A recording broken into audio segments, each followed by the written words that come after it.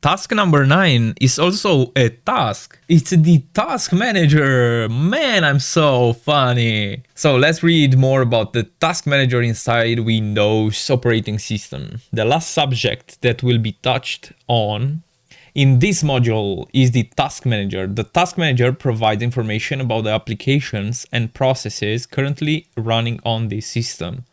Other information is also available, such as how much CPU and RAM are being utilized, which falls under the Performance tab.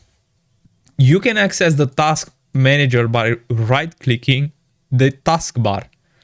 So right-click on the taskbar and Task Manager, but also you can press Ctrl-Shift-Escape and you can open the Task Manager. There are also other shortcuts, but these are enough for now. Task Manager will open in simple view and won't show much information.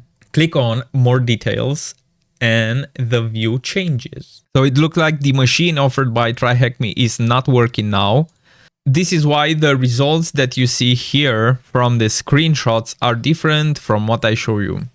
Because I use Windows 11 and on the machine we have Windows 10. We have the taskbar. This is the taskbar. Also, you can see my taskbar.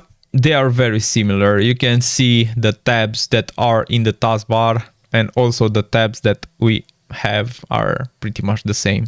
Okay, you can refer to this blog post for more detailed information about the task manager.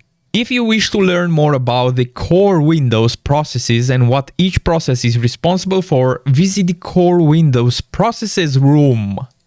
We will do this. We will do this. Oh yeah, we will do this definitely.